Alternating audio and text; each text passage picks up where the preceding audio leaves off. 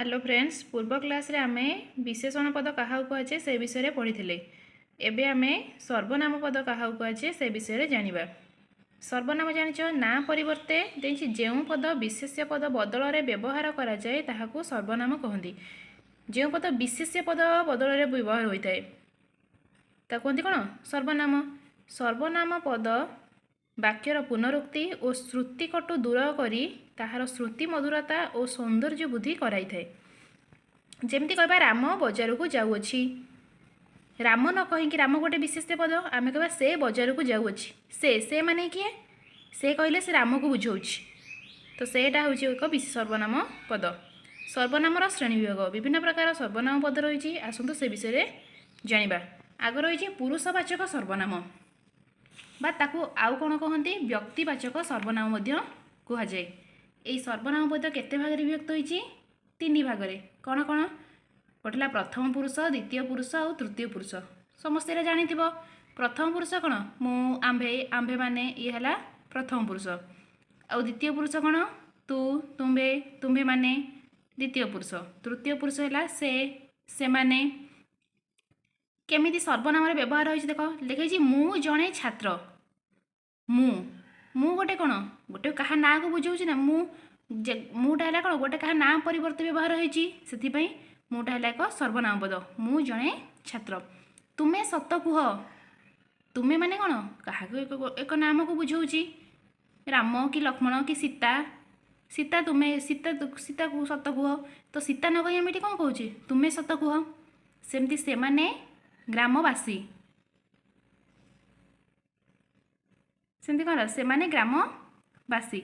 सेमती आपण मो कथा शुणु। आपण कौन गोटे ना बदल व्यवहार हो लगी। सेमती आसला द्वितीय रे प्रश्नवाचक सर्वनाम।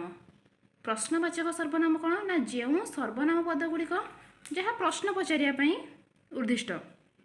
जेमिति तुमे किए प्रश्न ये पचारुचे। तुमे गोटे कौन सर्वनाम पद। आपण क्या डाकुछंती एठी गोटे प्रश्न पचरा जाउची। आपण आपण है गोटे ना परिवर्ते क्या संबोधन कर व्यवहार करा जाइछि। सेठु सेति आपण हेउची एक सर्वनाम पद। तापर आसला निर्देशात्मक सर्वनाम। निर्देश जो सर्वनाम पद गुड़िक वाक्य व्यवहृत होई विशेष्य पद को कौन निर्देश देइथांती। माने गोटे जो नाम को निर्देश देले गोटे विशेष्य पद थिबो ताकू निर्देश देबे कामटा करिया पई सेइटा कहंती निर्देशात्मक सर्वनाम। जेमिति ए लोकटी चरित्रवान। ए लोकटी सेमती एही ग्राम रे मोर जन्म। एही ग्राम कौन एही ग्राम रे मो जन्म एहीटा हूँ एक सर्वनाम। सेही शिक्षक नमस्य। सेही निर्देश है ना सेही शिक्षक सेही जो शिक्षक ताले सेहीटा एठी होउची निर्देशात्मक सर्वनाम। तापर आसिला निर्णायक सर्वनाम। निर्णायक कौन ना निर्णायक होउची जो सर्वनाम कौन जो सर्वनाम पद वाक्य व्यवहार होई विशेष्य पद को निर्णय करिथाए। एतरे कौन होइछि ना विशेष्य पद को निर्णय करिछि।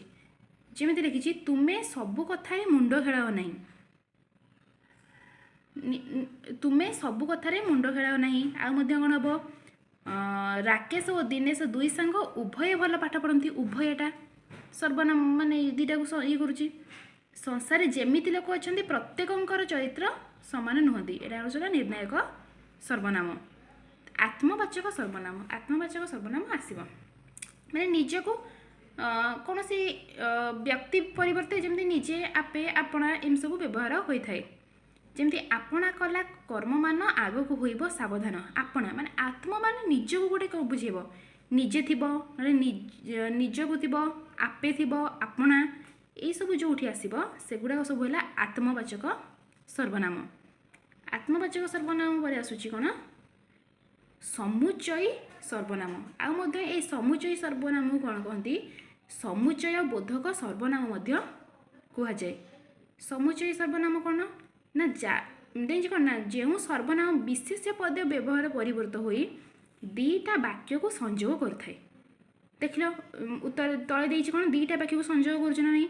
ईश्वर एठी सेठी सबुठी अछंती।